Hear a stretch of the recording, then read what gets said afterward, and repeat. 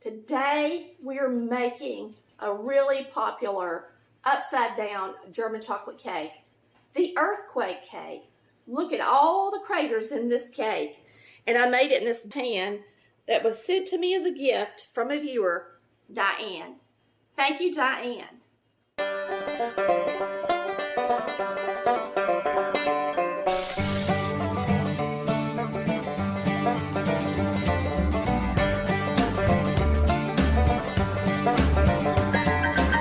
Hey y'all, it's Tammy with Collard Valley Cooks. Today our oven's preheated for 350 degrees and we're going to make an old special, the earthquake cake. Some people call it upside down German chocolate cake and some people call it earthquake cake. It is going to be so delicious.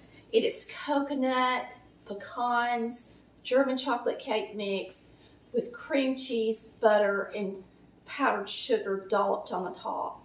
So delicious. I've got a measuring cup that I'm going to put my oil in. You're just going to go by the directions on the box for your cake mix. So we need a ½ cup of cooking oil. Now we've already got 1 1/4 cups of water in here and 3 eggs next to me. We're going to be mixing up just a typical cake mix for one of the layers of this cake. So when I do a cake mix, I typically start out, no matter how I'm mixing it up by hand or with the mixer, I typically start out with all the wet ingredients in first. So we're going to add the 1 1/4 cups of water,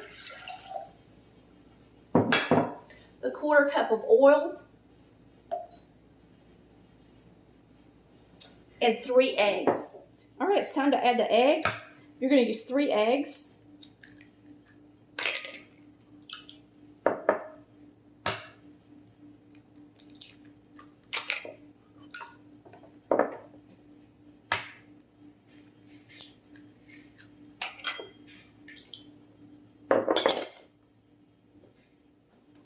All right, I'm going to go ahead and mix this a little bit and then we'll add our cake mix.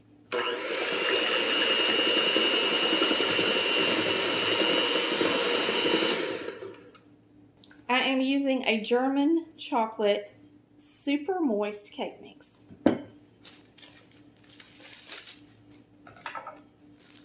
going to pour it in.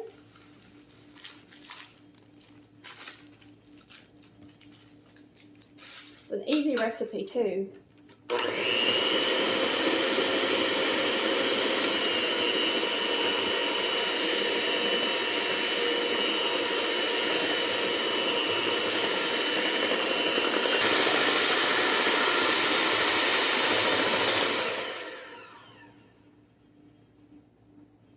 Now we're gonna rinse these beaters off because we've got to beat up some cream cheese and butter. I'm gonna go over here and rinse the beaters off and get us another bowl.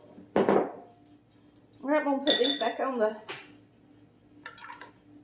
mixer. All right, we're gonna put in 8 ounces of cream cheese. I just heard the UPS man. He has delivered the Volume 3 cookbooks. We've been waiting on them for 2 weeks. It's very exciting.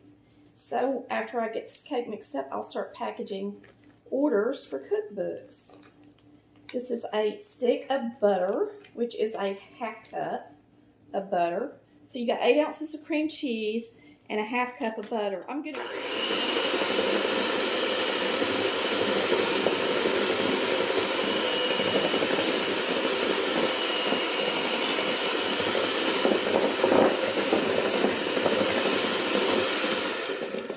We're going to add a pound of powdered sugar, a little at a time.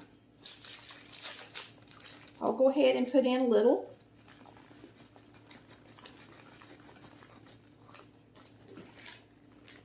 And this beater does not have a low to low speed, so it's probably going to make a mess.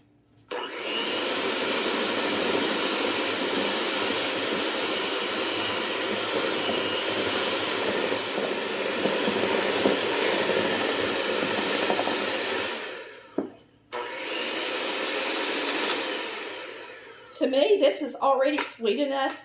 I personally don't want the cream cheese to be super sweet because then it takes away from the taste of the cream cheese. It's plenty sweet. And I put in about 2 cups of powdered sugar, so that's what my recipe will call for. So now to the fun part, putting it together. So once you've got everything mixed up, clean up your station, and we're going to layer the cake. So really I only use about a ½ pound of the powdered sugar.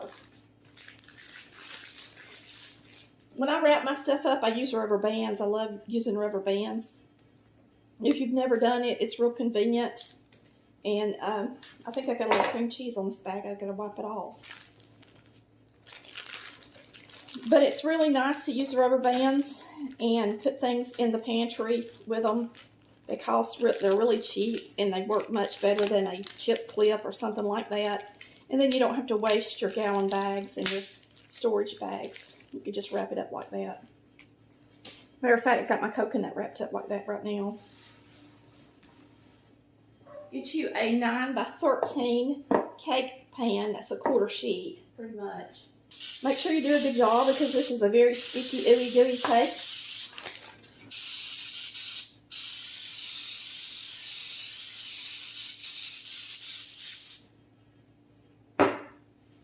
Now we're going to take a cup of coconut and sprinkle it in the bottom. And I'm not measuring. I'm just going to sprinkle coconut in the bottom of my pan. I love Baker's coconut. I don't know if you can get it where you live, but it is so much moister than everybody else's. It's amazing the difference. For something like this, it don't matter as much, but if you're making a coconut cake, I would prefer having the moist coconut on my cake. Now we're going to put pecans in the bottom, and I'm going to do the same thing. I'm just going to sprinkle them onto the bottom of the pan. And I've got chopped pecans right here. And you use your judgment on how many you want to use. They're expensive, so if you don't want to use a ton of them, don't. But I'm probably going to use at least a cup to a cup and a half. This cake can be frozen. Since it's just me and Chris here, I don't know that I want to eat this whole cake. He's going to love it. He loves anything German chocolate. All right, so there's the bottom. Now we're going to pour our batter in.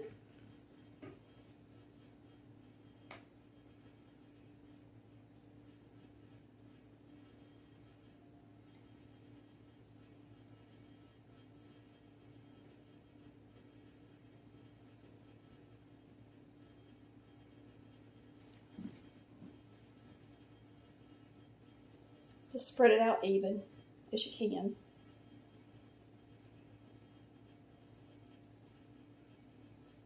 And now we're just going to dollop our cream cheese mixture on the cake.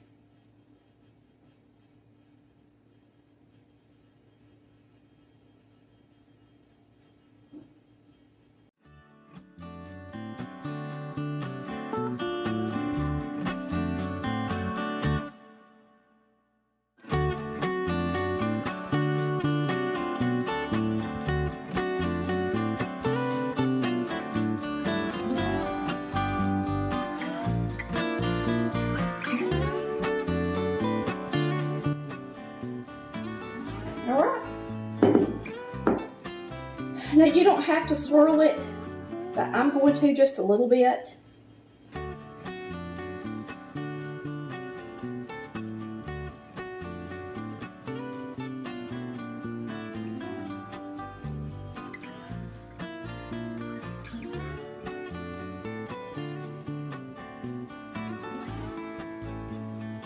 There's a lot on this end over here. All right. This is going in the oven at 350 degrees for 1 whole hour.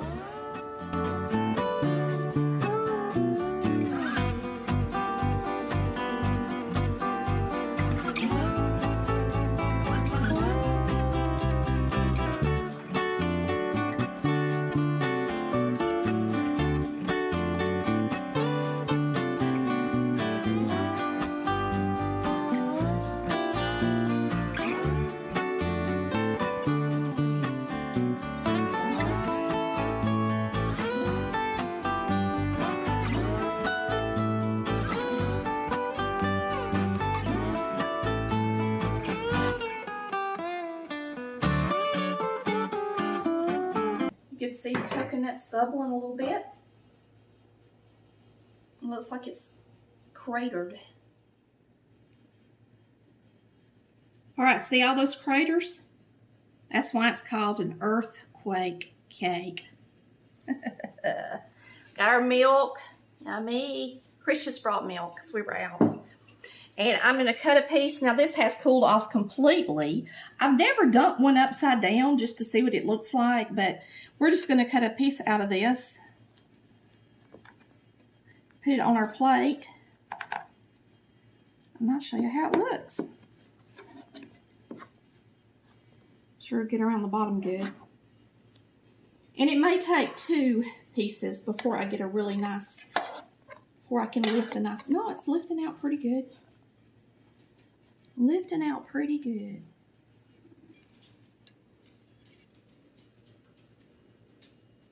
Looks delicious, don't it? Let's take a bite. Chris loves German chocolate. I usually make the homemade kind, but every once in a while it's good to do something fun. I think my sister-in-law makes this at Christmas time. I'm pretty sure she does. It's delicious. It's delicious, y'all. And it does taste like German chocolate. Mmm. Let me say this. That is so good. There's nothing wrong with it. Instead of buying German chocolate icing out of a can, make sure you make this cake next time if you don't want to do the homemade kind. Because it is delicious. It tastes just like German chocolate. Mmm. Thanks for watching Collard Valley Cooks, where we cook like Mama did. Bye, y'all. Love ya.